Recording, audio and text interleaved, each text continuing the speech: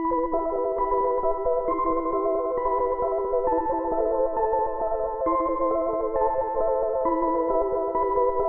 everybody, welcome back to my channel, or if you are new here, hello, my name is Casey and I post videos every Wednesday on the lesser known missing person cases. I mean no harm in doing these, I am simply trying to spread awareness, and with that being said, I will get right into today's case. Stefanie Francique was 24 years old and living in a home at the Colony Lakes Estates in Newport Richey, Florida, with her 4-year-old daughter Aliana and her father and stepmother Ardell and Janet Mears. Stefanie was married to the father of her daughter Daryl Francique, but the couple had had a very turbulent and tumultuous relationship, and so they had recently separated, but they were trying to stay friends and trying to get along for the sake of their daughter. Stefanie worked cleaning houses, and I don't believe it was for any kind of business or service. I believe she just kind of did it on her own. A few months before her disappearance, she had gotten into some trouble. She had been arrested on charges of growing marijuana and possession of a small amount of marijuana, but despite this, she was a loving mother who absolutely adored her 4-year-old daughter, and she was the type of mom who took her little girl with her everywhere she went, pretty much. On the evening of November 5th, 2007, Stefanie's father and stepmother were heading to bed around 11 p.m.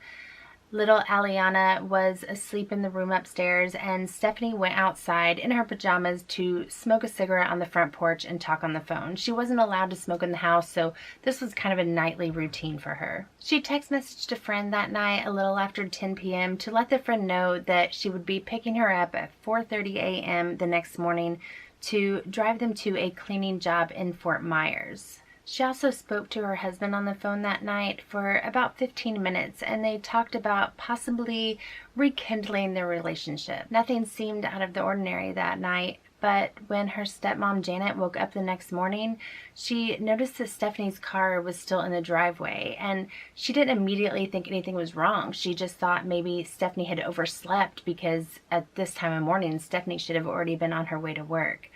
But when she went into Stefanie's room to wake her up, Stefanie wasn't there. Stefanie had taken her car keys, her pink cell phone, and her pack of cigarettes, but she had left everything else behind. She hadn't taken any clothes or her makeup, which her parents say are things that she absolutely would have taken with her if she was going to stay away for more than just a short time. Stefanie hadn't left a note or told anyone that she was leaving, or mentioned anyone coming to pick her up, which was very unusual for her. She usually let everyone know where she would be. There were no signs of a break-in or anything nefarious inside or outside of the home, but still her parents were very worried. Stefanie was 24 years old, so she was an adult and could come and go as she pleased, so I'm sure they were just hoping she'd gone off with someone and would be returning. That same day, Stefanie's friend that was supposed to get that ride to work called, wondering where Stefanie was, and this immediately was alarming to everyone, because it wasn't like Stefanie to miss work or ditch her friend. Police were finally called, and they arrived at the residence around 11:44 p.m. over 24 hours after Stefanie had been last seen. They searched the home and surrounding areas, including a group of trees and brush, a community clubhouse, and a pool that was located directly behind the home. They did find a pack of Virginia Slim cigarettes, which was the brand that Stefanie smoked. They also found a lighter, 2 t-shirts, a pair of sunglasses, and latex gloves. These items were found near the home, but I couldn't find anything saying exactly where they were found. During the search, they also found some recent tire tracks, and they were near a retention pond that is located at the entrance of the Colony Lakes neighborhood. I'm thinking maybe it looked to them like someone had backed their vehicle up to the water. This area looks more like a swamp, and it's only about 5 feet deep. They did bring in divers and boats with sonar equipment to search it, but they didn't find anything that made them believe Stefanie had been in that water. There are a lot of bodies of water in this neighborhood though, and I believe they only checked the one where the tire tracks had been spotted. They found no sign of Stefanie, nor did they find any evidence of foul play or any type of crime being committed. Friends and family members printed off flyers and handed them out, and the whole neighborhood even organized their own search, but there was still nothing found. Now, I am not trying to be morbid, but in the picture of the retention pond, you may have noticed that there is a sign that says, "Do not feed or disturb the alligators."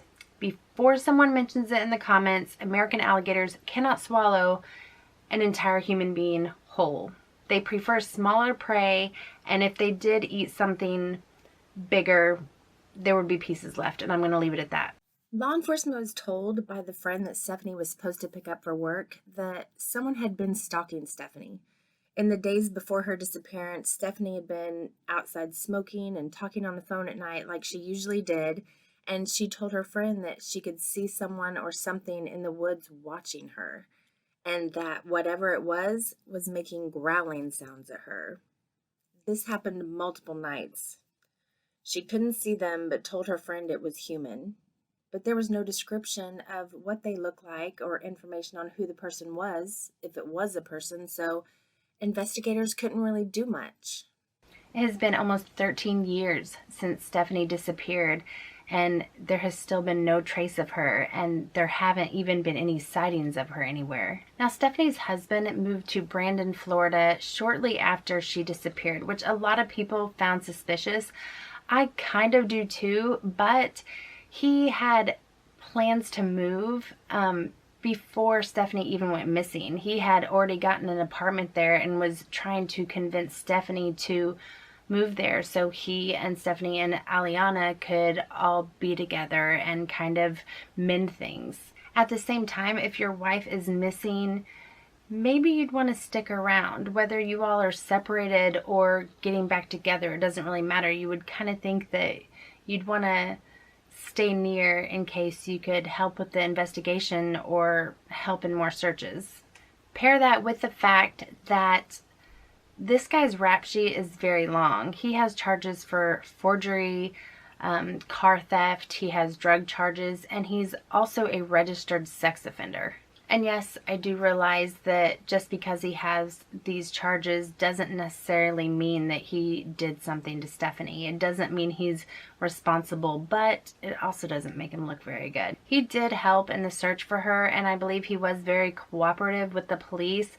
I'm sure they questioned him thoroughly. I couldn't find record of that, but surely they did, because normally, you know, the significant other or the spouse or the boyfriend, whatever, are usually the first person they look at. So I'm guessing they probably put some heat on him, and hopefully they were able to clear him. I mean, he hasn't been arrested, so I'm assuming that he was either cleared or they just never had enough evidence to list him as a suspect or even a person of interest. I still have a lot of questions about the investigation into her disappearance.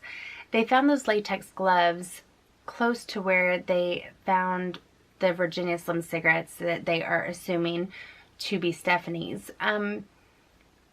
I wonder if they tested the inside of those gloves for DNA and tried to connect the DNA to someone close to her. I would like to know if the clothing, you know, the 2 t-shirts they found or the sunglasses were connected to Stefanie. If they were hers or if they just happened to be laying there with the other items found. I am also curious to know if they took casts of those tire tracks found near the retention pond. I wonder if they tried to match the tracks to Daryl's vehicle or anyone close to her's vehicle or even Stefanie's vehicle. Yes, her vehicle was in the driveway, but that doesn't mean she didn't leave. She could have left and driven the car back and parked it. She could have left and someone else drove her car back. She took her car keys with her, but that also could have been just because maybe her house key was on the same key ring. You know, most people keep all their keys together. I do. I think most people do. But maybe that's why she took her keys, you know, so she could get back into the house. I'm sure she wouldn't want to leave the house unlocked with her little girl and her parents inside. So it is possible that, you know, that's the only reason she took her keys, was so she could get back in the house, and she didn't take her car at all. If you live in that area and know the answers to all these questions I have, you know, about the gloves, the shirts, the sunglasses, the tire tracks, the DNA in the gloves. If you know the answers to any of these, if you're familiar with the case, or even if you know where I can find this information, please put it in the comments, because that is something that is really bugging me. And I'd just really like to know what all they did and what all tests they ran in trying to, you know, find out what happened to this poor woman. Maybe she snuck out to meet Daryl and didn't tell her family because she knew they wouldn't approve, you know, or maybe thought that they would try to stop her, or maybe she left to go meet someone else. I don't know. These are just my theories, and we obviously don't know what happened, but whoever knows where she is or knows what happened, they're not speaking up. Had there been someone in the woods waiting and watching for her and found an opportunity to grab her? I really don't think that she intended to be gone very long. I think that her plans were to go out for a little bit and come back, and no one close to her believes that she would leave her little girl behind. That little girl was her world. Everyone that knows her says it's completely out of character for her to be gone for this long and not try to contact anyone. Stefanie has long, wavy blonde or light brown hair and blue eyes. She is 5'9" and weighs around 200 pounds. She was last seen wearing a short-sleeved pajama shirt, light-colored pajama shorts, sandals, and a gold diamond solitaire heirloom ring on her left hand. She has a tattoo of a tiger on her upper right arm.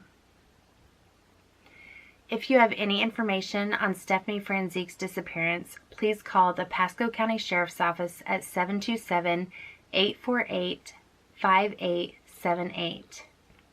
You may also submit a tip online, and I will put the link for that in the description box below. Stefanie's father is offering a $10,000 reward for information on her whereabouts. Stefanie's case is another one that hasn't gotten much attention at all. You would think, you know, oh, missing mother of a 4-year-old, that would be big news. It's not. It's not on, you know, the news channels. I found very few articles on it. I really had to dig to try to find enough information to put together this video. I found her case on the Charlie Project, which is where I find most of my cases. That's how I spend my nights, folks. I lay in bed and scroll through missing person cases on my phone, and I try to find ones that haven't received very much attention, and that's why I do these videos. So please help me get, you know, Stefanie's story out there. Please share this video, share her flyer, share her story, and let's get some more attention on it. There is so little on this case. I could not even find a missing flyer for her. I know that friends and family made one, but that one you saw when I was giving the Pasco County Sheriff's Office number, I had to make that one just so I would have it for the video. And I just think that's really sad that there isn't even a missing flyer online for her. So I feel like it's up to us to get her story out there. Thank you all so much for watching. Thank you for being here. Thank you for helping me bring more awareness to these cases. All of these cases I do deserve so much more exposure than they've gotten. I post videos like these every Wednesday, and if you would like to check out my entire missing playlist, it should be popping up on the screen right about now. Please give this video a like and hit that subscribe button, and I will see you all next week. Bye.